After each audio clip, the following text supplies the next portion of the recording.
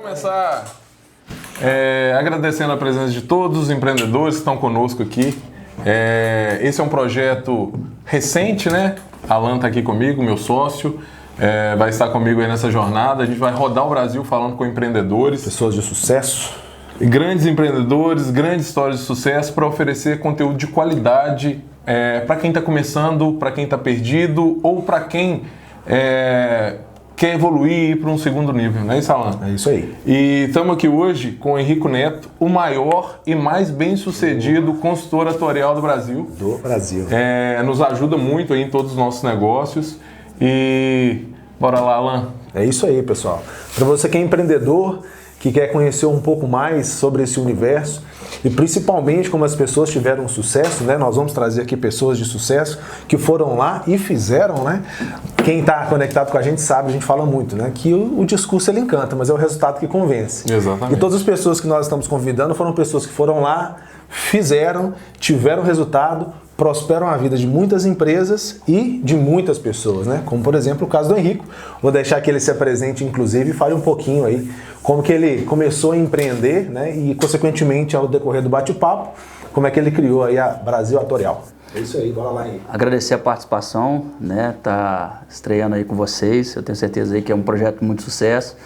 Bom, minha história, eu me graduei em atuária e me especializei em estatística e comecei uma jornada de rodar o Brasil. Ô, Henrico, né? A gente ia falar isso. Porque todo mundo fala assim, será que é coisa de nerd, de atuário, né? Me graduei em atuária. O que é isso? Porque o que é um atuário?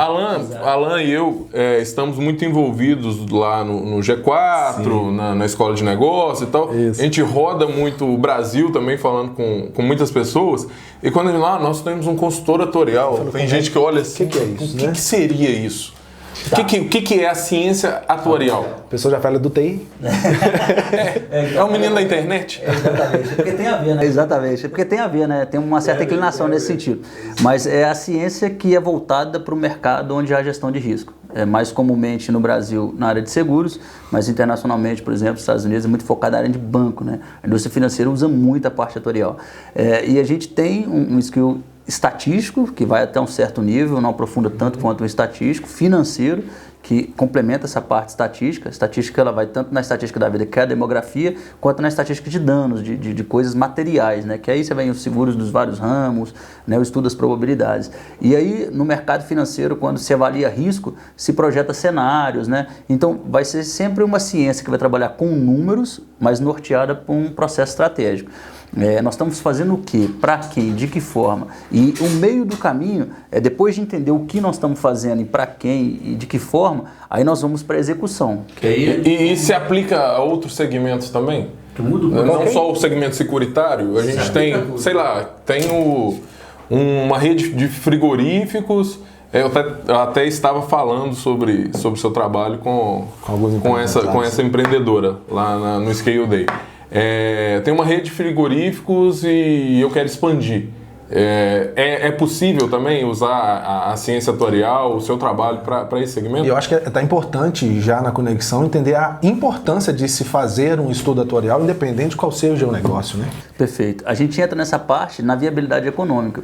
Veja bem, se você consegue projetar os custos, se você consegue projetar cenários que você espera que ocorra, seja de três níveis, né, possível, aquele, de fato, uma esperança, né, não é nem atingível, mas... exatamente. Dos mundos, né, ou até o pessimista ali, que seria abaixo do que você espera, você tem essas três vertentes e nesse entendimento nós projetamos tanto as receitas e as despesas achando ponto de equilíbrio, né, que a gente chama de break-even, vamos estabelecer metas para ter aquele resultado econômico se equilibrando receita e despesa. Eu estou indo para um processo de expansão, então estou colocando dinheiro, necessariamente não tem como expandir sem investir. Eu estou investindo, então eu tenho um budget, um orçamento, e esse orçamento ele vai se realizar e à medida que ele gasta, ele começa a voltar para, né, que é o payback que fala, né, assim, depois de um determinado período. Veja que eu estou falando de análise econômica, projeção de fluxo de caixa e estou falando também de probabilidades. Por exemplo, será que eu acerto aquele número que vai vender ou não? Será que aquele preço que eu estou praticando, eu trabalhei sobre as componentes corretas, ainda mais quando você tem eventos aleatoriedades. No frigorífico, por exemplo, você tem a perda da mercadoria. Perecíveis. Isso. Qual que é a probabilidade de eu perder antes de vender? Ou de eu muitos empreendedores, eles não têm noção nenhuma desses números, né? O Alan, a gente está falando sobre isso, o cara vai compra, vende, ele não para. Porque se une muito o planejamento estratégico com viabilidade financeira e na hora que você vai cruzar aquilo para você fazer investimento versus retorno, o que realmente tem consciência e consistência para você continuar, parar, alterar ou dar o próximo passo, né? E é uma grande dificuldade hoje do mercado, né? E nós temos ainda não tem um exemplo prático disso tudo que a gente está falando. Alan desenhou as metas, né, anuais de 2022 e antes de você desenhar, Henrico e eu já tínhamos feito a mesma análise estatística, o mesmo estudo atorial e bateu praticamente certo. Assim, parece que foi combinado. Exatamente. Né? Nós chegamos com um coeficiente de planejamento assim, muito parecido tanto em número de faturamento quanto em número de itens, né? Que é um indicador do nosso negócio. Corroborando mais uma vez do quão é importante vocês planejar e se organizar com esses indicadores, primeiro para você vir revisitando e ver se você está no caminho certo, né? Se precisa de mudar alguma coisa. Quantas vezes durante o ano nós mudamos, né? O fluxo, né? Muito por esse acompanhamento do desenho que foi feito, do que nós esperávamos e mais do que isso, o que nós alcançamos e ainda queríamos alcançar. E como que é bom trabalhar com certeza daquilo que a gente está fazendo, né? Bem direcionado, com o norte, porque se você não tem um norte, não tem uma direção, qualquer lugar que você chegar é lindo, é maravilhoso. Então, às vezes, eu vejo pessoas comemorando um resultado e, nossa, vendi, sei lá, 50 mil esse mês, tá? Mas qual que era a sua meta? Não sei. Então, por isso e você por que a sua meta era tal? Essa, eu não sei também. É isso aí. Por isso que você, empreendedor, que ainda tem dificuldade com planejamento estratégico, que precisa entender um pouco melhor os seus números, entender principalmente a parte financeira, né, Henrique? Que é uma parte que você trabalha com muita maestria aí, já temos uma oportunidade. Vai sair um tanto de cliente aqui por Henrique, hein? Vai. Vamos ter que ter ROI 1 aí pra gente, hein? ROI 1 já tá bom, né? Henrique, e aí, voltando lá na sua apresentação, que aqui a nossa ideia é um bate-papo com o empreendedor mesmo, sabe? Não é um formato de aula. Tem, óbvio, podcasts aí já famosos e tal, com um formato, a gente tem o nosso aqui, que acho que é muito da nossa característica da prática. Voltando à sua história, você fez a graduação, né, na área atuarial. E como começou a sua história, sua carreira? Legal. Eu entrei na área atuarial pelo viés matemático, eu queria voltar para alguma coisa nessa linha, e em Belo Horizonte tinha uma seguradora chamada Minas Brasil, que à época estava dando bastante oportunidade para atuários. A gente sabia que a atividade estava em formação ainda, a gente não tinha pessoas de referência, eu entrei mais nesse sentido, e depois que eu entrei na companhia, na Minas Brasil, aí que eu fui entender de fato o universo. Aí eu tive uma trajetória de passar por 5 áreas e compreender o funcionamento operacional. Eu passei pela subscrição, o sinistro, o produto, o resseguro e a atuária. Eu passei por todas essas áreas, e aí foram 7 anos, até que quando eu entendi que eu estava compreendendo, eu busquei São Paulo. E aí a primeira vez que eu fui na companhia japonesa, Tokio Marine, e nessa jornada Buscou o quê? Desculpa. Eu busquei oportunidades maiores. Oportunidade de trabalho, CLT. Isso, seletista ainda. Busquei conhecimentos na área atuarial de níveis superiores. A Tokio Marine era a 6ª companhia do mercado. Profissionalizando. Isso. E está do lado de pessoas atuárias de ponta, que estavam no Instituto Brasileiro de Atuária fazendo palestra, dando norte em relação às coisas. Então você foi atrás basicamente de conhecimento também, né? Não só uma receita maior, um salário maior, de forma alguma. Mas muito já... Você já tinha essa vontade de empreender nessa época? Eu já tinha, mas não tinha coragem, porque eu achava que não estava pronto. Eu gosto sempre de fazer essa pergunta, né? Onde que a pessoa teve esse start, esse clique, onde que divide, né, o CLT do empreendedorismo, o conhecimento da execução prática? Isso, foi quando eu falei assim, eu acho agora, aí da Tokio Marine, que eu fiquei 2 anos e meio, eu fui para a Ernst Young, que aí eu ampliei contabilmente e juridicamente as outras áreas que me faltavam. Para o grande público que não conhece ou não sabe ainda, né, tem empreendedores... O nosso contato aqui vai ser com empreendedores dos diversos níveis. Pessoas que já estão avançadas, pessoas que estão começando. O que é a Ernst Young? O que ela representa no mercado hoje? Só para ilustrar. Tá. Ela é uma companhia global de consultoria e auditoria. Eles chamam de Advisory Assurance. Ela, no mundo inteiro, ela opera auditando balanços de grandes companhias, das grandes indústrias, seja ela indústria financeira, securitária, de transporte, independente de qual seja, mineração e etc, ela está muito forte. Então ela entra, tem várias áreas, supply chain, growth, que fazem gestão e fazem também auditoria sobre processos, implementando ali boas práticas. Então eu entrei e comecei a fazer esses diagnósticos junto... Isso aí você saiu então da seguradora. Isso. E assim, falando de resultado, foi bom você ter falado da Ernst Young, ilustrado, mas antes, né, até da gente chegar nessa parte, que aí é um outro nível, né? Isso. Você vai para um outro nível da sua atuação. Isso. Eu queria saber o que você pode falar para a gente de resultado que você teve nas seguradoras. Que não é um segmento simples de nem centrar, fácil, de ter acesso. Fácil. E como que foi se destacar e ter resultado nisso? O que você fez? Que tipo de mentalidade que você empregou ali para ter os resultados? E quais são os grandes resultados que você tem, que você se orgulha dessa época? Eu acredito que não ter buscado a remuneração e sim o conhecimento quando eu era mais novo foi a base. Eu tinha 18 quando eu entrei na companhia. Eu já entrei na faculdade e entrei na companhia. Estava o Hanley tocando na noite, completamente perdido. E o Henrico já estava lá, cara. Não, mas lembra, eu comecei na área de subscrição. Então, assim, subscrição é a área de aceitação da companhia, né? Você tem um plano de aceitação e tem as regras no plano de aceitação e você faz o processo de subscrição. Para validar, como se fosse um setor chegou toda a documentação aqui. Isso. Aceita ou não? Tudo certo, se aceita o seguro ou não. Isso aí. Então, assim, comecei de estagiário, foi uma jornada muito importante para mim, porque eu não queria fazer o que eles estavam fazendo, eu queria propor soluções. É isso que eu ia perguntar. Se algum momento nessa jornada te gerou algum incômodo que você falou assim, poxa, eu acho que eu posso tentar fazer isso aqui de uma forma diferente ou em outro modelo do que já é feito. Foi isso. Isso aconteceu. A companhia ela funcionava um vão aberto, né? Então, eram equipes assim, né? Uhum. A gente até, à época, colocou a nossa... Foi até eu ajustei o nomezinho lá de Pro Júnior. Não era uma equipe júnior, mas Pro Júnior, né? Já era sua empresa. Já era sua empresa. A gente já começava a construir o cenário. E aí nessa linha a gente falou assim, poxa, vamos construir um processo para ele ser mais simples e ser mais eficiente. E realmente a gente conseguiu fazer isso. Mas acho que o grande ganho foi na área de eventos, que é sinistro na companhia, né? Na área de sinistro a gente teve uma jornada onde a gente mediu... Gente, para quem ainda não é do segmento securitário, sinistro...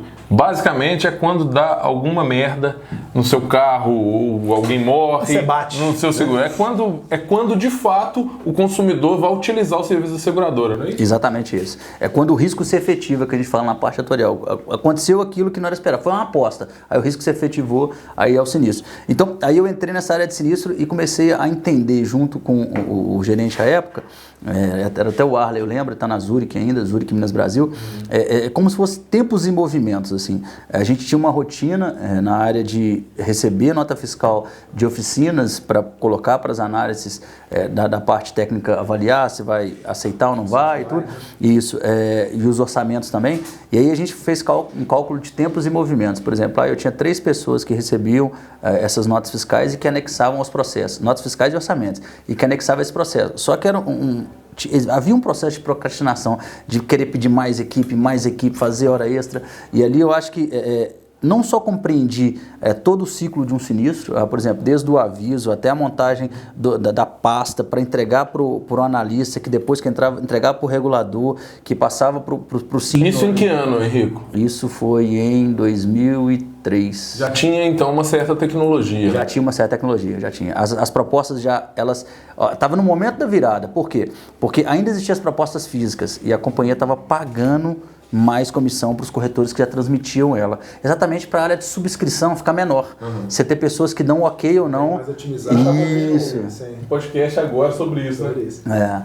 Você vê que é a transição, né? A gente pegou essa fase de transição.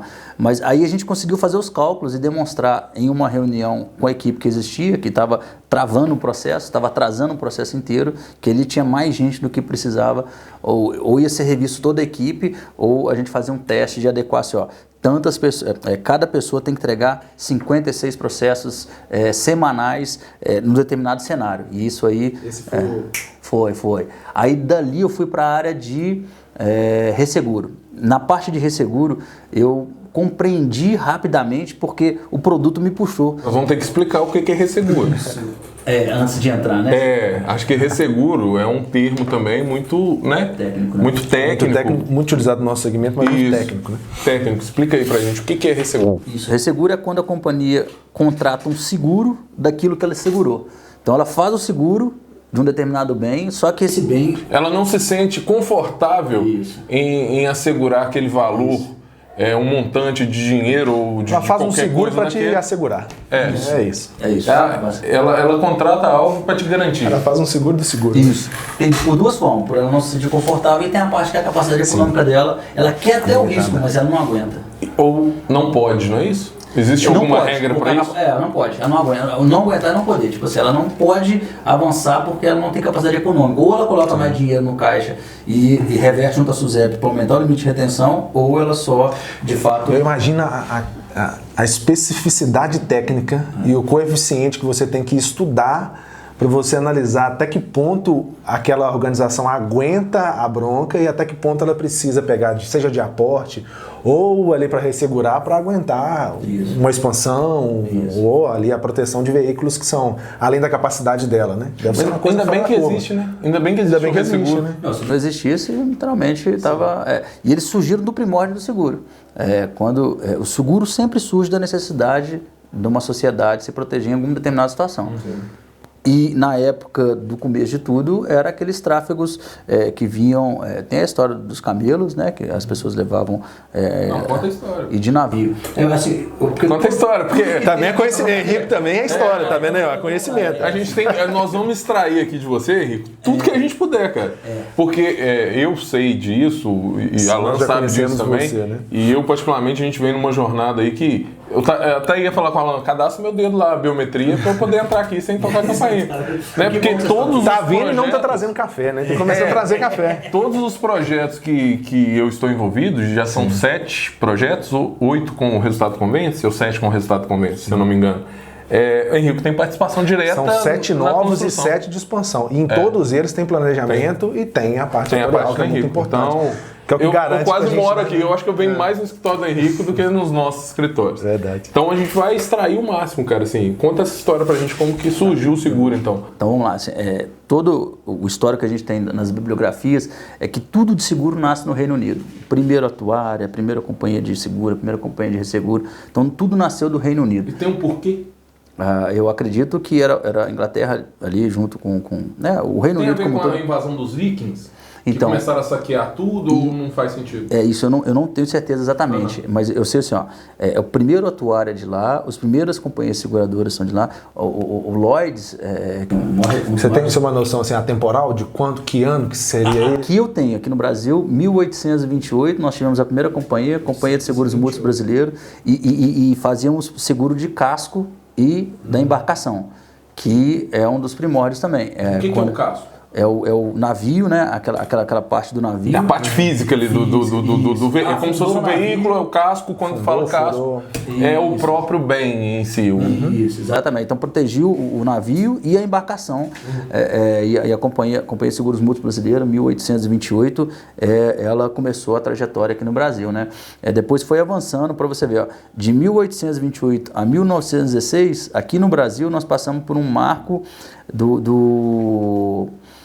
da regulamentação do comércio. A primeira regulamentação, os primeiros passos da regulamentação. Cria-se os aspectos contábeis, ainda é tudo solto, não tem nada conectado a alguém. A primeira regulamentação, 1916, com o advento do Código Civil. Mas de 1828 a 1926, você teve 1850. O Código de Comércio brasileiro pré-estabelece obrigações contábeis, começa a criar um processo mais, vamos falar assim, empresarial.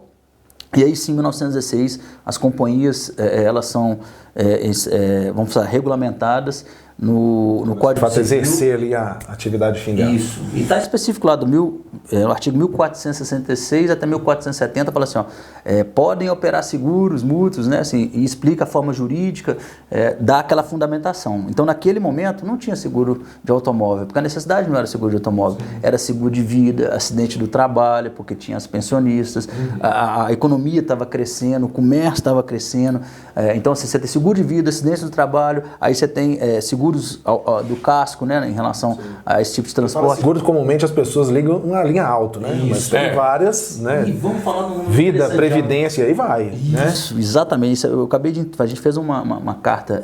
Grandes riscos. Grandes riscos. Obras. Petroleiros, né? Obras milionárias. Né? Exatamente. Também. Eu estou nessa parte de automóvel, eu estou até com um número interessante que é. O número interessante que é assim, a gente. Daqui a pouco eu vou querer trazer uns navios de petróleo aí. Exatamente. Qual é o risco, né, desse processo, né? Então, mas um número, aí voltando nesses números, a parte de automóvel no país, ela sempre foi muito conhecida. As pessoas fazem seguro de auto, mas não fazem seguro de vida. Sim. Diferente de economias desenvolvidas, que é geralmente o caminho contrário, né? É o contrário. Né? As pessoas protegem a vida e etc, depois os patrimônios, né? É claro que em algumas economias existe a obrigatoriedade. Rodou de carro, você tem que ter um seguro, que é o RCF, né? Que é a responsabilidade civil facultativa. Pela questão cultural, não. Histórica também, né? Porque principalmente para eles lá ter acesso a um veículo é muito mais fácil do que para o brasileiro. Principalmente quando você conecta isso com a cultura americana, né? Isso. Lá não há Mustang lá é carro a nível de SUS, né? Mustang é carro que você ganha quando você faz 18 anos lá. E pra gente aqui é um sonho. Não há saúde pública. Lá eles têm a contratação particular. Então já é algo cultural que já começa desde o berço. E você com certeza muitos já desenvolvem. A gente chegou nesse assunto? A gente tem, ó. Sim. A gente tá tudo aqui. Eu tô fazendo um resumão aqui. Vai saindo muita coisa legal. Você estava falando da transição da seguradora para auditoria. Então, aí a gente veio. Todo mundo da seguradora. Sinistro, resseguro. Estão contando a história de seguro. Não, só pra gente não perder o norte, pra gente voltar lá para a transição. Foi legal. Só para abrir nessa parte de seguro, nasce da necessidade da população que a gente falou. Auto, ele começou em termos de 1940, quando aí a gente passou por um segundo marco regulatório, com o Decreto-Lei 2063. Não existia ainda o Sistema Nacional de Seguros Privados, não existia o SUSEP, né? O governo federal, junto ao Ministério da Fazenda, era exatamente o órgão que regulamenta. Quer operar seguro privado? Vai lá no Ministério da Fazenda e faz um pedido.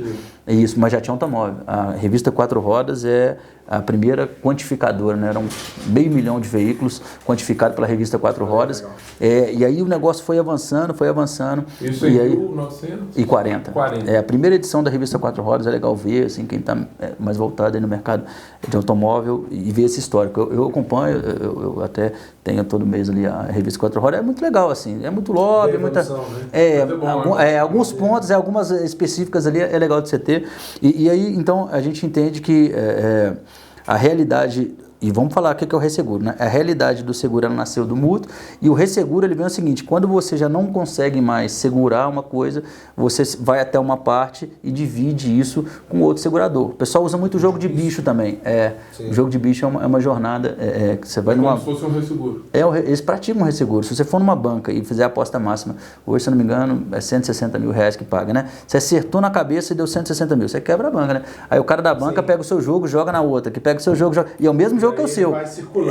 Vai correndo essa só. Isso. Se você ganhar, eu vou lá no outro e ganho também, que eu vou lá no... E o cara paga só uma partezinha a qual, de fato, ele está envolvido. Então, o resseguro veio nessa linha. Aí depois entrei na área de produtos. Desenvolvendo produtos? Na seguradora, na Minas Brasil. Que foi uma seguradora, assim... Fantástica. Sensacional, né? Ela chegou a ser, em 2002... a 10ª companhia do mercado, porque em 2002 a parte de acidente do trabalho ela era a primeira do mercado, e isso colocou ela no ranking muito positivamente. Depois ela estabilizou como uma companhia... Ela chegou a ser a nossa grande referência. Chegou. Foi. Hoje, quem que é a nossa grande referência? Hoje é a Porto, né? Hoje é a Porto. Hoje, eu estou dizendo a vocês, né? A gente estava falando do mercado. A Porto é uma companhia automoveira, mas atua em todos os ramos. O mercado de automóvel sempre representou 40% da parte de danos. Então, se você pegar... A indústria do seguro emitiu quanto de prêmio em 2021? Não vou pegar 22 ainda, que o SUSEP não soltou os números. Em 2021, a indústria do seguro emitiu 323 bilhões de prêmio.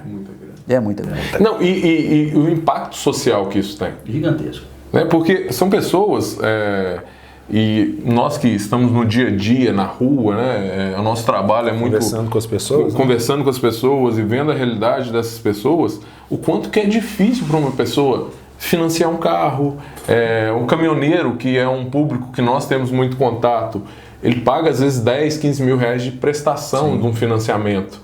Então ele já começa o mês devendo ali 50, 60 mil da estrutura toda do negócio dele. Então é sensacional o trabalho social que o segmento securitário oferece para as pessoas. É uma transformação social.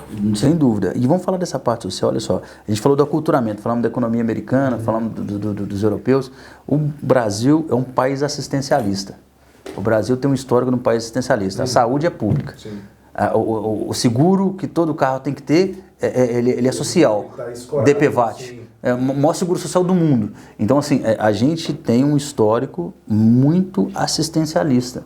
Isso não é positivo, assim, em relação ao lado capitalista, né? Eu vou voltar de entrar no contexto específico, mas só para não deixar de frisar, né? Assim, a gente tem uma cultura assistencialista. Nosso. É nosso. Nossa cultura. Não tem tanto que o viés vem de trás, né?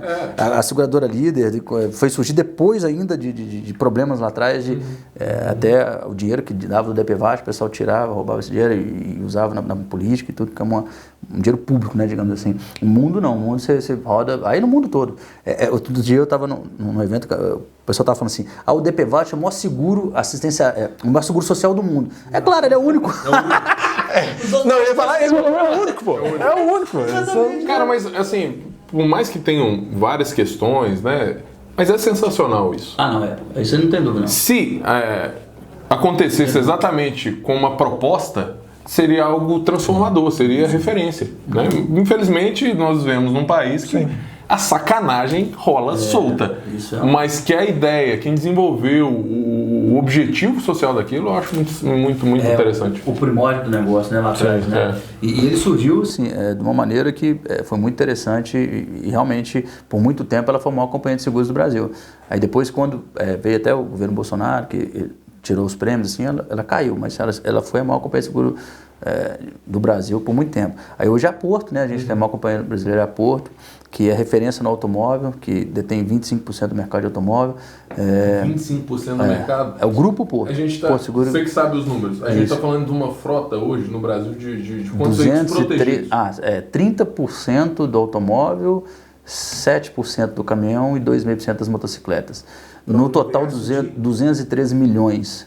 E assim, no automóvel nós temos uma reserva de 70% que as companhias mútuas ou as associações cooperativas, elas vêm suprindo isso. E eu tive uma coisa muito interessante. É uma coisa que está tão alinhada... Está preocupado de não ter assunto? Tem assunto aqui por umas 10 baterias, então, quem é do mercado mútuo que participou com a gente, que vai escutar isso aqui, olha, duas coisas a gente identificou. A gente fez um trabalho para uma entidade do mercado de uma carta ao presidente Lula, né? Para mostrar quem é o mercado, num documento de 70 páginas. Soltamos agora.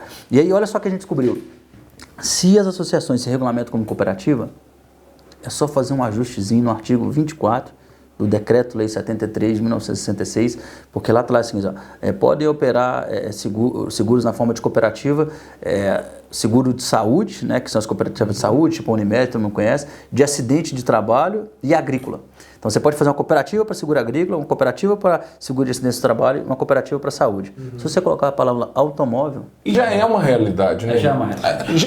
É o que acontece na prática. É um público que está aí, né? E se não existissem as associações, se não existissem as mútuas, o movimento mútuo, eles estariam desassistidos. E, já pegando esse gancho, conta pra gente um pouquinho da história das mútuas no mundo. Isso. E por que aqui no Brasil ainda tem um passo em relação a esse tema. Parece um fantasma, né? Eu acho que é um tema... Foco no empreendedorismo, mas eu acho que é muito legal a gente falar disso. Eu acho que é legal a gente falar disso. É o nosso universo, inclusive. Né? Grande parte do nosso público, das pessoas que a gente convive, está envolvido nisso. E o Henrico é o cara, especialista no negócio. Eu acabei de fazer um estudo. A gente está preocupado aqui que não tem assunto.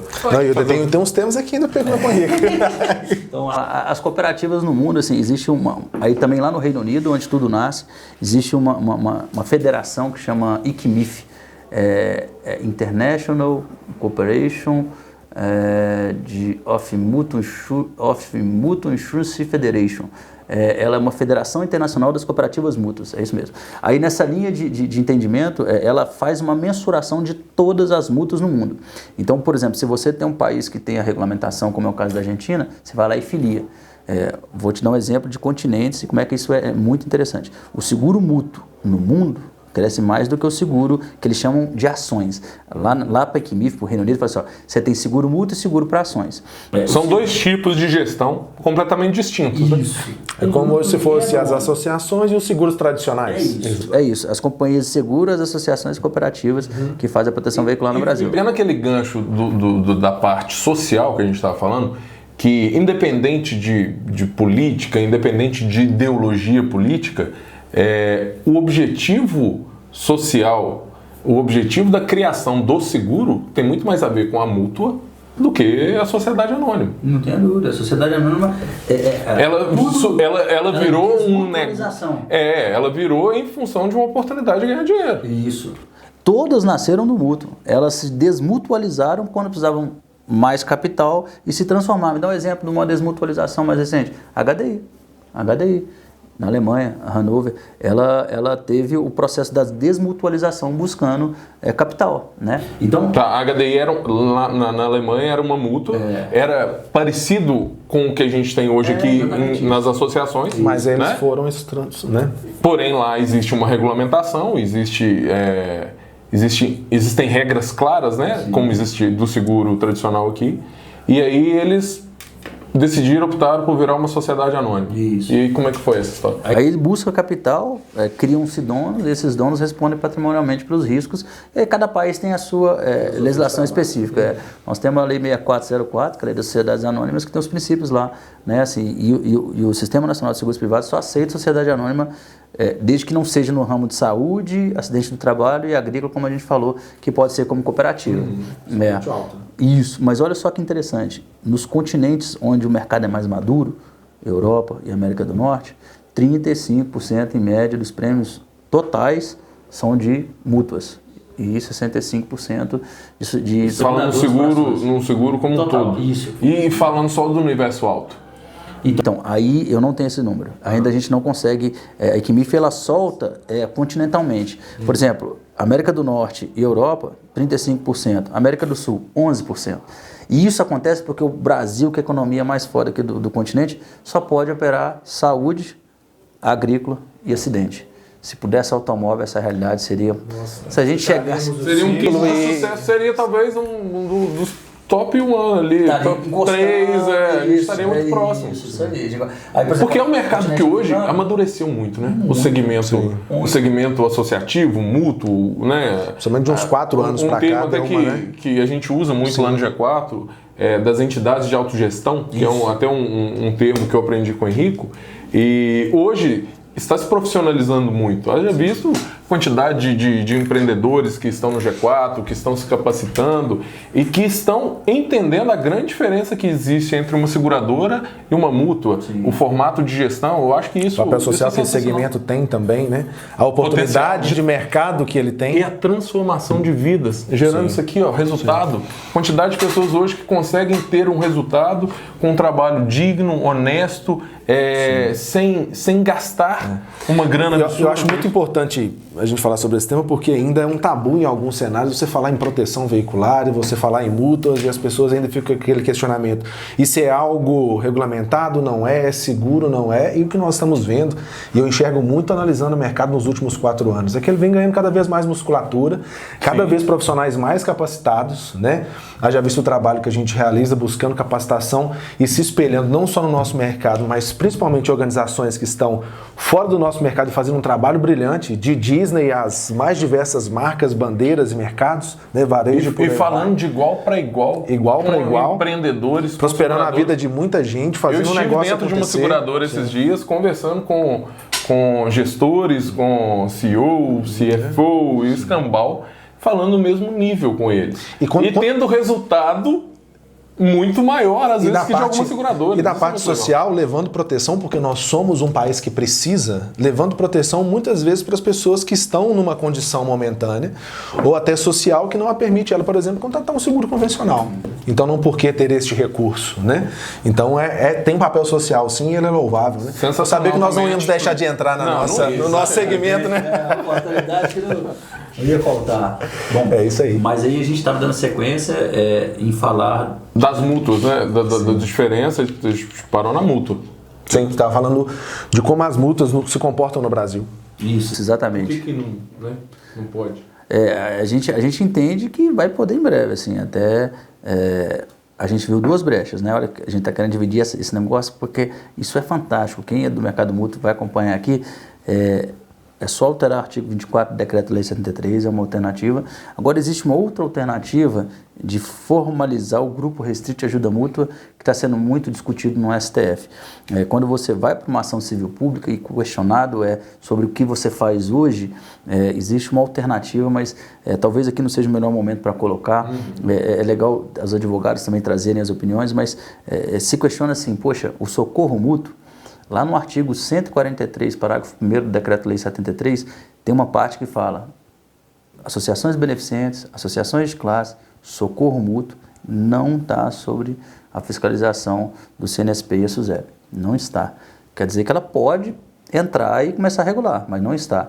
Por isso justifica o termo autogestão.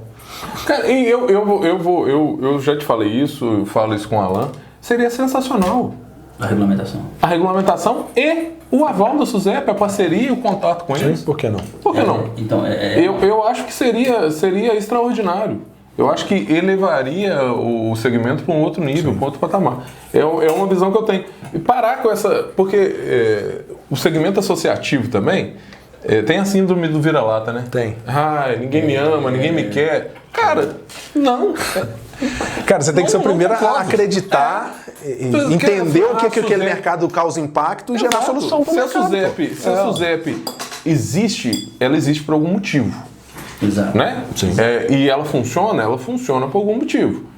E se é ela que normaliza, tem um motivo importante para isso. Sim. Por que esse medo, a SUSEP? Não, cara, eu acho que muito melhor do que ficar discutindo é juntar forças. Para de endeusar coisas práticas, né? Fica endeusando coisas práticas e o negócio... Cá, vamos sentar aqui, SUSEP, vamos entender o que é isso e como que a gente pode fazer isso aqui, beneficiar o maior número de pessoas possível. Eu acho que a gente não tem que pensar... em política e uma série de coisas, mas da pessoa que precisa utilizar e que não consegue contratar um seguro de uma sociedade anônima. Isso. Mas nós somos suspeitos para falar do nosso mercado. Eu defendo mesmo. Não tem jeito. E tá aqui uma pessoa, né, que viveu os dois lados. Que viveu o ambiente da seguradora. Né, e sabe, por A mais B, qual que é a diferença entre uma coisa e outra. Porque eu acho que talvez a linha, eu acredito que a linha de todo o sucesso que você tem hoje no nosso mercado, ela é muito tênue entre o conhecimento que você adquiriu nas seguradoras e também o desenvolvimento desse trabalho com as multas, né? Sim. Sem dúvida nenhuma. Assim, a gente chegou em 2013 com uma proposta inicial de ajudar uma associação... Assim nasceu a Brasil? A Brasil nasceu assim? Na realidade, eu fui como Ernest Young prestar um serviço para uma entidade. Aí essa entidade acabou aceitando a proposta, mas a Ernest não fez. Que legal. E ele não tinha nome, não tinha nada. Uma associação contratando o serviço de uma auditoria chegou mundial, de uma empresa multinacional. Isso. Aí a empresa, como ela auditava grandes Big Four, a Big Four, né, que auditava grandes companhias, ela falou assim, não, meu orçamento é muito maior no mercado de seguros e se eu fizer um trabalho vai gerar conflito. Isso em 2013, onde ainda o mercado ainda não estava aceitando. Aí aconteceu que eu me desliguei da Ernest, então eu fui lá, falei que não podia fazer, depois voltei e comecei a fazer os trabalhos, eu, Henrico, pessoa física mesmo. Como um consultor atuarial. Isso, exatamente. Ali estava nascendo o cara mais bem sucedido desse... A vontade de fazer diferente, de entregar mais, abraçar a oportunidade. De ter a liberdade, sabe? Quando você está sobre os parâmetros de uma companhia como é a Ernest Young, ela te ajuda muito. Falando nessa parte de growth, eu fiz um trabalho, atuei com a turma de supply chain, atuei com a turma de assurance, eram cada vez gente mais top, assim, sabe? Você ficava com a parte jurídica, você ficava com o pior serviço, mas você saía de lá com uma bagagem violenta. Você bateu o olho ali e falou, cara, que tem uma oportunidade. Não é? Foi assim que surgiu. Eu fiz uma reunião na Generali à época, junto com essa entidade, com a direção da Generali, e ali a própria direção da Generali viu que existiam oportunidades, e eu comecei a fazer esses trabalhinhos, que era dar o primeiro diagnóstico, que eu, na época eu chamei de laudatorial, é o primeiro diagnóstico. Muito simples, né? Porque os trabalhinhos dele aqui tudo tem 70 páginas, no mínimo, né? A gente conseguiu construir assim, nossa, a gente passamos o scanner no banco de dados e giramos alguns indicadores e começamos a compreender as entidades. E hoje a gente... E como que foi o resultado desse trabalho que você executou para essa entidade?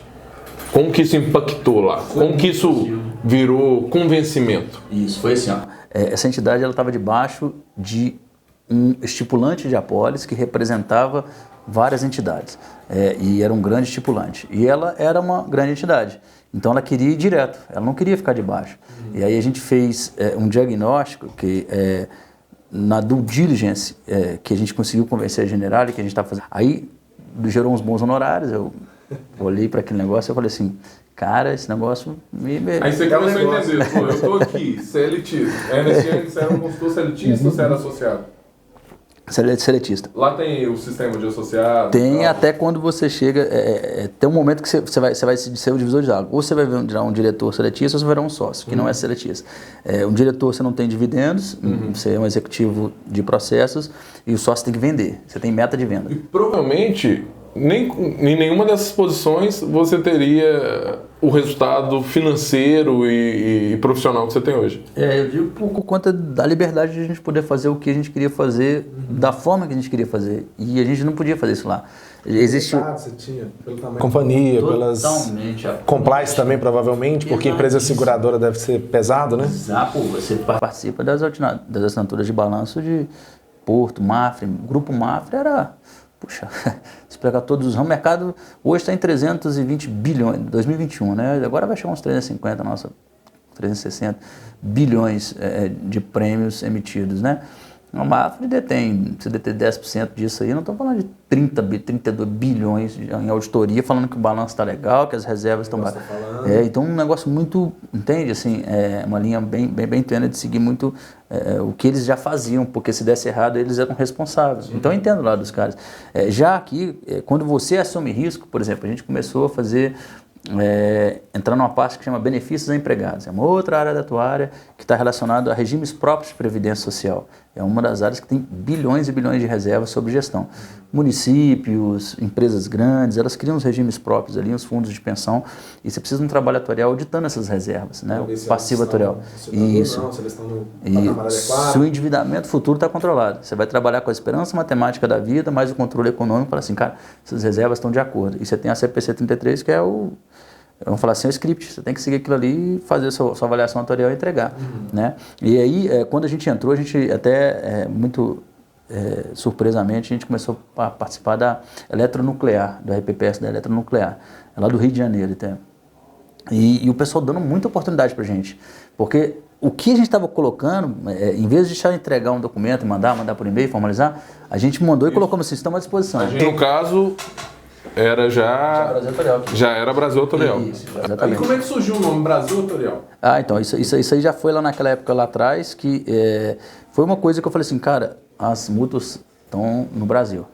E a parte atuarial... Existia uma característica das mútuas colocarem, não sei o que, do Brasil, né? Isso. Aí, exatamente. Aí eu peguei um pouco dessa linha.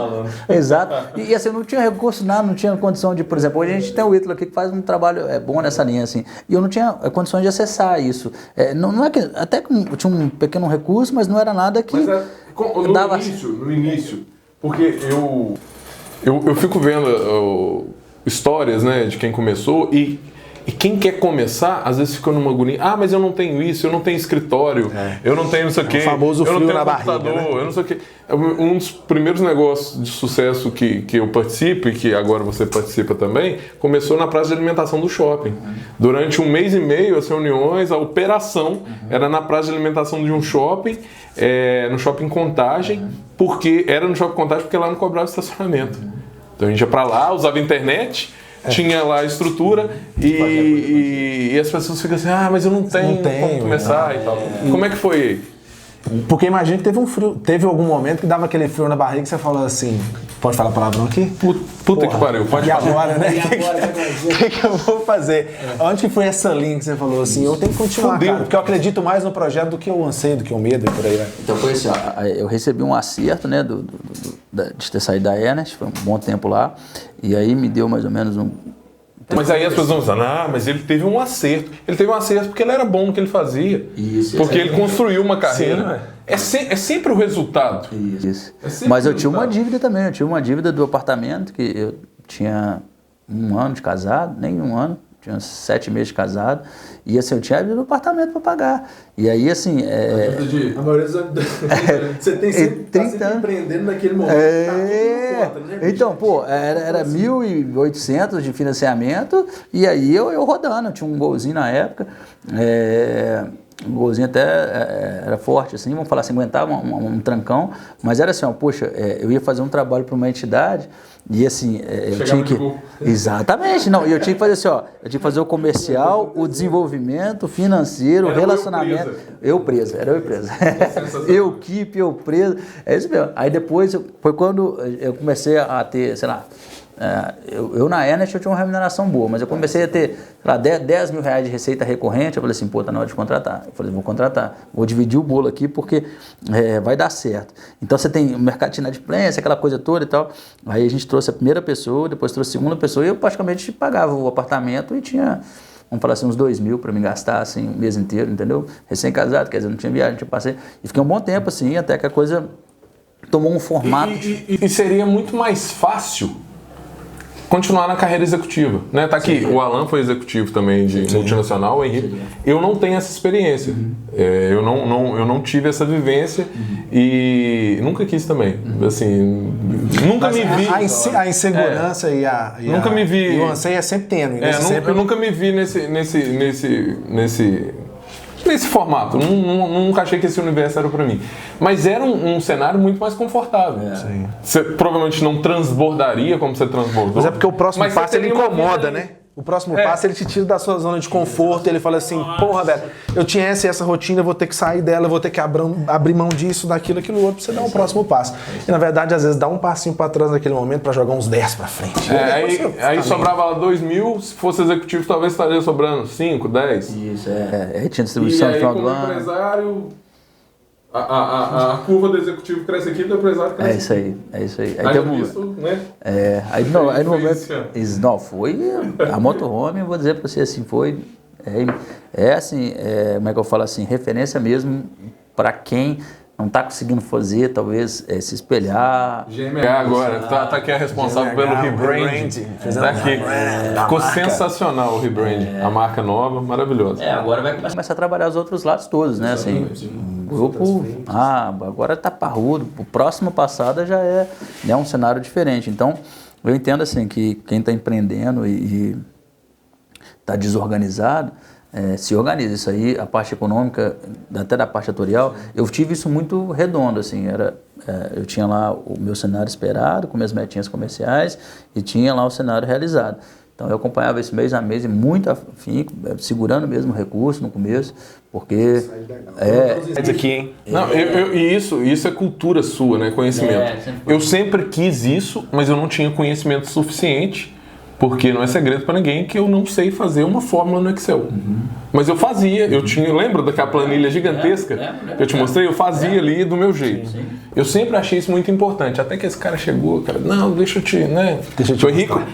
Além de tudo, é um excelente vendedor. Sim. Ele me vendeu um Power BI que é a minha Bíblia. Eu só utilizo ele. É o meu material de consulta. Facilita na tomada de decisão, qualquer informação, né? Que eu quero, tá lá no Power BI. Isso. Faz uma gestão à vista, né? Você compreende o seu negócio. Você passa um diagnóstico no seu banco de dados. Antigamente, você trouxe o que deu certo no seu negócio pro mercado. Isso, foi isso. E a gente cada vez mais tenta entrar nas entidades e no mercado que a gente está e entrar mais nessa linha. Eu estava falando do pessoal da eletronuclear. Tem outros municípios também que estão possibilitando isso para a gente. Eu estou sentindo que o que a gente está fazendo aqui Os outros atuários não estão fazendo lá. Por isso eu acho legal você explicar um pouquinho de quem é a Brasil e que tipo de serviço ela presta hoje. Exatamente. É uma coisa... Não é bem uma empresa mais, né? Não. A gente... Agora um grupo, uma holding. Isso. Que administra todos os negócios. Conta aí pra gente, quais são os negócios. Isso. Aí dos serviços atuariais, a gente foi tendo a oportunidade de outras conexões. 2 grandes conexões que a gente fez.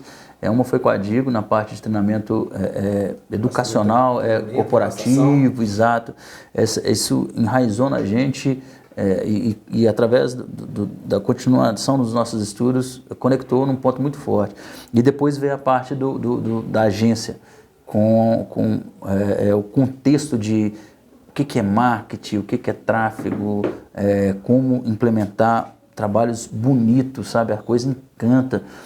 Tem a parte da tecnologia também. Então, e a Digo tem um trabalho pro segmento sensacional. Social até, né? Porque nós temos aí empreendedores com um nível de formação, um nível de acesso à educação formal muito reduzida. Sim. E a Digo facilita demais a vida dessas pessoas. Eu acho sensacional o trabalho da Digo. É uma coisa muito importante que quando o mercado tomar a maturidade no sentido da regulamentação, vai ser uma coisa necessária. Sim. Talvez no momento ali, a Escola Nacional de Seguros vai também trabalhar um pouco nessa linha, talvez a gente faça alguma coisa se oportuno for, mas para mim, essa parte da educação corporativa é muito importante. Eu adaptei uma frase do Concer, Thiago Concer, que ele fala muito, né? Me apresente, ele fala vendedor, mas eu falo consultor, que estuda como um médico, que eu vou te mostrar um consultor de sucesso. E faz muito sentido, né? Olha quanta informação legal aqui, a gente ficou sabendo de onde veio o segmento, um pouco de data, e isso é muito importante para, principalmente os nossos consultores no nosso segmento, né? Enraizar o sentido, entender o objetivo do segmento, seja ele qual for, e você ter musculatura, né? Para falar com propriedade do que você está representando, que aquilo é importante, faz sentido e qual a entrega que aquele produto que você está representando e fala tem. Com orgulho disso. Com orgulho, né? Com o negócio. É o que a gente está pensando. E aí, falando em frase, acabou que eu não contei porque o nome do projeto é o Resultado Convence. Eu falei isso esses dias no Stories, eu contei o porquê, e eu vou citar aqui o Igor vai ser um dos nossos entrevistados. Eu era funcionário do Igor. E o Igor, na época, tinha 23, 24 anos, eu já tinha 30, tô com 36, eu tinha uns 28 para 30. O Igor virou para mim e falou o seguinte: Handler, ele sempre falava essa frase: o discurso encanta, o resultado convence. Que a gente usa tanto nos nossos treinamentos, nas nossas palestras. Nosso time está acostumado. Eu via o Igor falando isso e eu ainda não entendi. A ficha não tinha caído para mim. Até que um dia o Igor me demitiu, cara. Só que o Igor me demitindo, ele fez um dos maiores favores que ele podia ter feito para mim. Ele falou: cara, eu não entendo como você é um cara extremamente capacitado, extremamente inteligente e leva uma vida de merda. Ele falou desse jeito comigo. Não faz sentido nenhum. A porrada, né? É a porrada. E a partir disso, cara, eu comecei a transformar minha vida e eu adotei essa frase como um mantra. Mas eu nem sei de onde o Igor tirou essa frase, mas eu uso ela pra tudo agora. E o Igor vai estar assistindo aí, vai tá com a gente. Vai ser legal demais contar a história dele também, dos negócios dele. Então tá contada a história aí. Se vai editar, onde que vai pôr esse pedacinho do podcast, eu não sei. Mas que tá contado, tá contado. Muito legal, eu tenho certeza que vai ser um sucesso e para quem vai estar assistindo, vai estar acompanhando, vai ser talvez inspiração, né? Acho que esses vídeos direcionam para alguém. Sim. Aí veio o Brasil, aí tem então Digo, que é a empresa de educação. Isso. Brasil Atuarial. Isso. Aí veio a Agência Brasil. Já estava com a Brasil Atuarial. Isso. Tráfego pago. Isso. E aí teve a empresa de serviços também, onde a gente entregava soluções e benefícios, desde a parte de clube de desconto, funeral, residencial, pet. Ou seja, as entidades têm esse conceito, porque o grupo restrito de ajuda mútua que está pedindo agora o judiciário não era formado lá atrás. E não é só o ramo mútuo, né? Você tem outras que você trabalha, né? A gente também atua com aquelas insurtechs, né, do Sandbox da última edição. Quantas aprovações o Henrique tem? 5. 5 aprovações, isso aí é sensacional. Foi 25% da segunda edição a nível nacional, a gente Acabou. 25% do mercado, então. A SUSEP lançou a primeira edição, aí passaram 11. Eu lembro. Aí depois lançou a segunda edição, passaram 21. Daquelas 21 que passaram na segunda edição, 5 eram nossas. Nós mandamos 5, passamos 5. Foi uma coisa assim que eu nem acreditei. Assim, eu falei, pô, devia ser lá 200, 300 inscritos, né? Assim, conta um pouquinho pra gente o que é. É isso que eu ia falar. Muita gente não sabe. Sandbox, o que é um sandbox? Regulatório. Sandbox, a tradução da palavra seria o quê? Caixa de areia. Quando você vai no contexto, de novo, a SUSEP foi lá no Reino Unido. Tudo acontece no seguro, no mundo, é no Reino Unido. A SUSEP vai lá em 2018, aprende o sandbox, já estava rodando no mundo. E o Brasil, queira assim ou não, éramos para ser uma terceira economia, na minha visão, assim, se explorássemos a parte mais capitalista da coisa, a gente seria a terceira, ficaria atrás dos Estados Unidos e China. Esperar as multas, a gente dá uma crescida boa, né? A gente avança bem, uns bilhõezinhos aí. Entendeu? Hoje nós estimamos 9 bilhões para o ano de 2022, já fizemos lá na revista, e a participação no PIB 3,9%, né? Assim, então, quer dizer, os países avançados estão em 6% do PIB na indústria de seguro, então tem um pedaço bom ainda para avançar. Mas eu acredito que a gente tem muito. A economia brasileira poderia ser a terceira economia atrás de Estados Unidos e China, na minha opinião. Mas nós estamos aí hoje a 10ª, né? Tá flutuando, o dólar tem flutuado, isso impacta muito o poder da nossa moeda. A política monetária lá do Guedes, na época do Bolsonaro, ela tomou como base freou o fiscal e o câmbio foi na lua. Isso nos posicionou mal, mas vamos ver como é que vai ser agora. Se o câmbio descer, a gente sobe ali para 6º, 7º, desculpa. E aí, nessa linha de entendimento, eu estava comentando tá me perdendo. A gente estava contando das empresas, aí surgiu a história do Sandbox. O Sandbox, Reino Unido, a SUSEP foi em 2018, pegou o entendimento, junto com a SUSEP pela parte do Sistema Nacional de Seguros Privados e a CVM pela parte junto com o presidente do Banco Central lá, pela parte do sistema financeiro. O sistema financeiro não adotou, e o Sistema Nacional de Seguros Privados adotou através da SUSEP, na gestão da Solange Vieira, a implantação. Então já veio de antes, Solange Vieira ficou de 19 a 21, né? E isso veio em 2018, né? Antes ainda do Bolsonaro entrar. A Solange ficou 20, 21, final 19, 20 todo e um pedacinho de 21. E aí, quando pegou aquele processo e colocou a prática disso, a primeira rodada geraram 11 aprovações. Você tinha que montar um plano de negócio, uma nota técnica atuarial, de uma ideia inovadora. Você tinha que ter uma venda de seguros para o aplicativo, era necessário isso. Uma jornada inovadora para o cliente. Reduzir sempre o foco, né? Sempre o foco no cliente, na solução que você vai trazer para aquela pessoa. Às vezes eu converso e eu estou dando até umas mentorias gratuitas, né? Eu estava falando com o Alan que nas reuniões a tríade é uma intermediadora e uma consultoria. Na reunião surge uma ideia, eu acabo dando a consultoria de graça. Sempre o foco vai ser na solução que você vai levar para o cliente, né? Tem empresário que às vezes fica pensando como que vai ter lucro.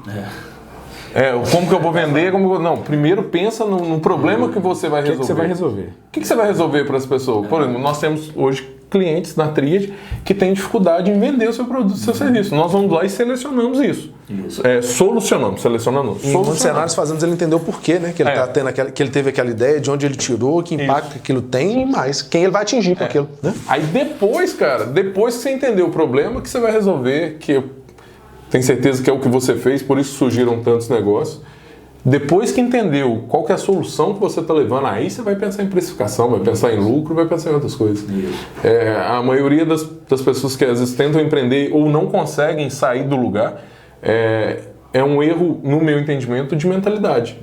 De tentar passar para mim, não, eu quero ganhar tanto, eu quero viver disso aqui, eu tenho que ganhar tanto. Tá, mas que solução que você vai levar para as pessoas? Que problema que você vai resolver? Sim. Você estima hoje já, diretamente, eu sei que você tem esse número, né, com os colaboradores, mas indiretamente, através dos associados, das mútuas, quantas pessoas são impactadas com o seu negócio? Tá, então hoje, aqui no grupo, participando ativamente, somos 48 colaboradores, né? Eu também estou incluso nessa jornada aqui. Vamos falar, se isso... De uma usa para 50 pessoas, vamos arredondar. E quem não conhece, uma senhora, né?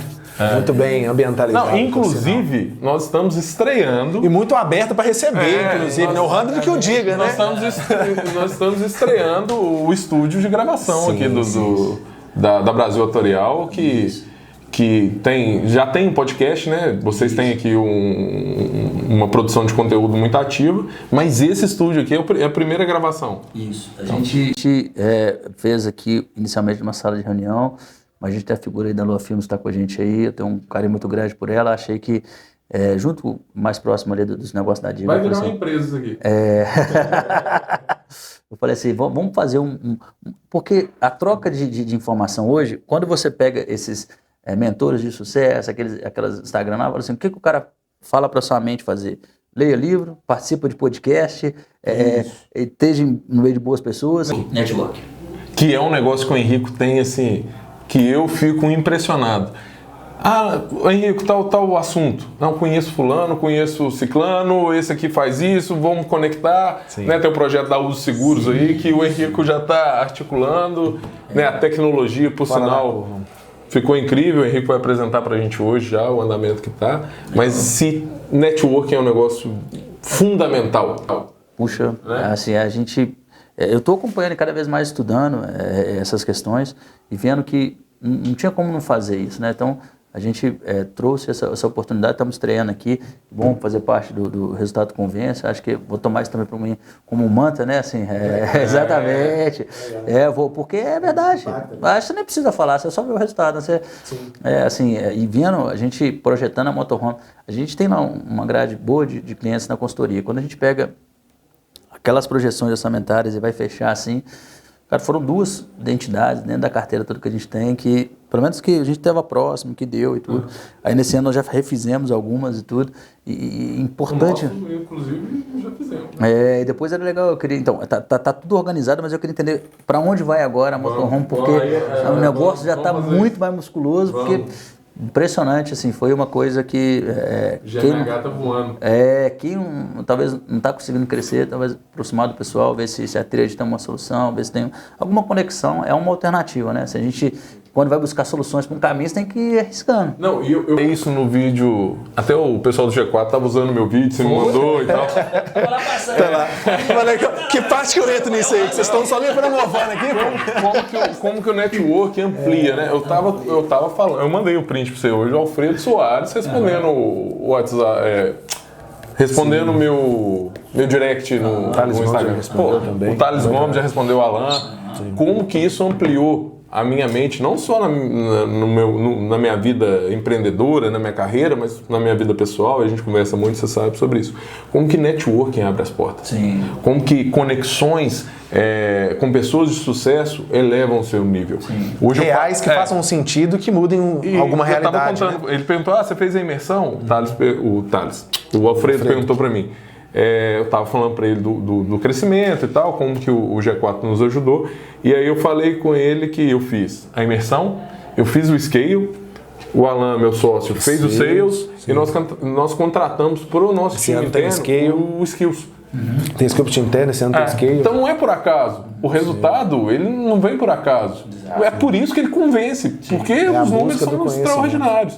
E como que esse networking é fundamental. Além disso, eu até quero mandar um abraço pro pessoal, que você vai estar lá quinta-feira comigo, do Confra. Confra Club é um mastermind aqui de Belo Horizonte, com empreendedores aqui de Belo Horizonte, que quero te convidar também para você conhecer depois. Pessoal sensacional, com ideias inovadoras. Querendo fazer diferente, precisa mais disso. Belo Horizonte precisa de um cenário empreendedor mais ativo. Né? É óbvio que nós já temos alguma coisa. Mas quando a gente vai para São Paulo, cara, e além disso eu estou na mentoria agora com o Kelvin também. O Kelvin lá da New Old, da New Old Green, da Private, que é o comércio lá de relógio de luxo e tal. Eu preciso aprender com essas pessoas. Com quem fez. Com quem fez. Você pagou? Pagou por isso? É claro que eu paguei. Claro, O conhecimento ele não é gratuito. O maior investimento que eu fiz, e aí os dois aqui, que são amigos e tal, sabem das minhas conquistas pessoais, o investimento que eu fiz em conhecimento não chega perto do que eu conquistei. Então isso é extraordinário. Né? Você viu o boleto que eu paguei lá hoje? Sensacional poder fazer isso. Né? de quem veio também de uma origem do zero, do nada. Sim, é isso aí. Quando o Hunter comentou do nível que já tinha investido em 2022, realmente os números foram bem expressivos, mas valeu super a pena, né? E não para. Agora é para outro nível, né? Aí a brincadeira vai ficando mais séria. E Belo Horizonte precisa desse movimento. Sim. Eu acho que o empreendedor mineiro, ele precisa se abrir para isso. Eu acho que nós estamos muito atrás de São Paulo. Parar com a história do roubaram meu ouro, né? Mineiro tem muito disso, né? Roubaram meu ouro, aí ele fica... interessante. Você fala isso sempre, né? Como é que é isso aí? Existe uma história aí das origens mineiras, principalmente quando tem lá a política do café com leite, quando os paulistas vieram de fora junto com Portugal para colonizar Minas. Eles roubavam muito. Peraí, isso aí dá um corte bom, hein, Helena? Dá, hein? Mas quem já estava aqui reclamava muito que quem estava colonizando roubava muito o ouro que estava aqui. E o recurso do ouro não era utilizado para as melhorias aqui. E aí o mineiro passou a parte do que produzia esconder. E ele escondia justamente para ter uma reserva para investir aqui. Aí há esse dito popular, né, que eles falam roubaram o meu ouro. É uma reserva dos mineiros que são ressabiados, que até confiam, fazem questão de receber na sua casa, tem sempre um bom café, um bom pão de queijo, mas só abrem as portas depois de efetivamente te conhecer, né? E aí eles brincam, né, que vão roubar o meu ouro, então antes de eu entender se ele é um ladrão ou não, deixa eu conhecer muito bem para depois eu abrir as portas. E é daí que vem o roubar o meu ouro. E é isso que a gente precisa desmistificar. Quebrar, né? A gente precisa quebrar isso um pouco, focar mais no resultado, focar mais na sua autorresponsabilidade, autogestão, gerenciamento de tempo e parar de mimimi e atingir os objetivos, o resultado. Eu acho que o que a gente percebe muito é que todo mundo, eu falo por mim, eu falo das pessoas que eu conecto, todo mundo que deixou de dar desculpas e focou em fazer, né, sem sombra de dúvidas, mudou o nosso nível. Tá aqui um grande exemplo, né? Inclusive, já vou partir pro resumo, porque a técnica tá aqui. Vambora, tá acabando o tempo. É isso aí. Bom demais de receber, Henrique. A gente vê que, de fato, né, a proposta que o canal tem, ela é concretizada na prática, né? Você não se seduziu só pelo discurso, até mesmo porque a sua área é uma área muito teórica. Sim. Você foi lá e fez e teve o resultado. Eu acho que é isso que faz sentido. E não só pelo dinheiro também. É pelo dinheiro, né? É que é uma das coisas que está aqui. Eu resumi em 6 pontos aqui, ao decorrer do que o Henrique ia falando. Vamos lá. Eu fui falando aqui de uns pontos legais. O primeiro deles, incômodo. Sair do óbvio, identificar oportunidades. Perfeito. Você falou muito no início sobre isso e a gente conecta isso com a vida empreendedora, né? O empreendedor é um cara incomodado, ele toda hora está pensando em alternativas, como fazer, como refazer e até como inovar, né? Aprendizado além do dinheiro, né? No início não é só dinheiro, você tem que dar um passo para trás para poder dar 10 passos para frente, né? Também falou muito sobre liberdade de criação, você conseguir inovar, trazer coisas diferentes num universo onde muitas vezes você já está com toda a burocracia paramentada, né? Haja visto o mercado de seguradora tradicional, né? Que até por influência da SUSEP tem muita burocracia em alguns cenários. Equipe e no início se faz tudo, né? Acho que todo empreendedor vai se identificar com isso. Eu acho que é um dos pontos mais importantes, porque eu converso, eu recebo pessoas, mas eu tô com dificuldade, eu não tenho ninguém para fazer isso. Porra, pega e faz. Até você efetivamente conhecer. Pega e faz, resolve. Sabe, Marco e eu, e a gente não podia deixar de citar o Marco aqui também. O Marco é um grande mentor, um grande parceiro, um grande sócio.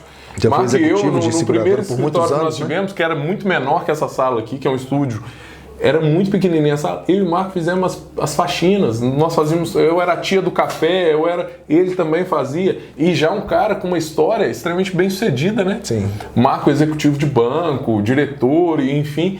E o cara ir lá varrendo. Como que eu não vou fazer? Como que isso não vai me inspirar? Sim. Né? E fica nessa... Sim. Não, mas eu tenho que ter isso, eu tenho que ter um escritório, eu tenho que ter... Eu acho que esse podcast é um exemplo fatídico disso, né? Nós não ficamos muito preocupados se estávamos com o roteiro perfeito, nada disso. Vamos fazer que nós vamos aprender com o processo. Isso. Feito é melhor que perfeito, né? Completamente. Depois, acompanhamento do processo para identificar oportunidades de melhoria. Você falou enfaticamente aí do... como você veio acompanhando e como você utilizou isso como um impulso para, né, avançar, e network, né? Eu acho que network é algo muito importante, né? Porque eu sempre costumo dividir network em 2 passos, né? O endereçado e o interessado, né? Sempre tem aquela pessoa que reconhece o seu exemplo, sabe que você deu resultado e ele só quer o seu resultado.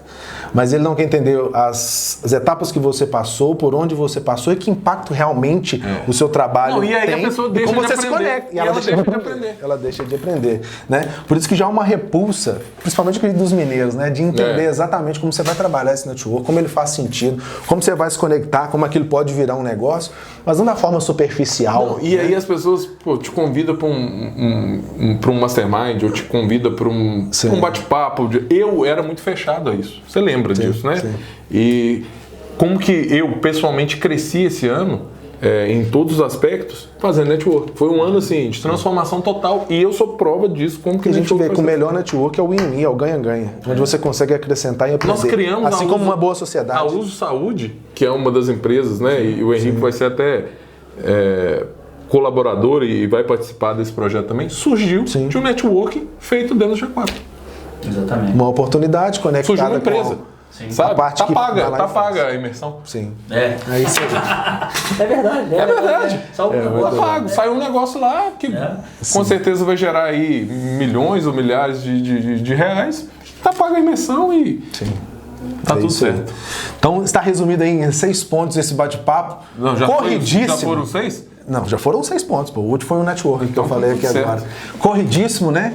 Quem dera se ele pudesse durar 4 horas, né, técnica? Eu queria agradecer muito, muito o Henrico pela disponibilidade. Por todo o incentivo, disponibilidade. Eu acredito que o relacionamento que nós temos é muito além do que dinheiro, né? Pensando no bem comum de um segmento, pensando no bem comum do empreendedor, que eu tenho certeza que você também acredita nisso, que a melhor maneira de transformar a sua vida é através do empreendedorismo. Eu tenho isso como um mantra também. Tá ruim? Cara, empreende alguma coisa. E empreender não é só montar um negócio.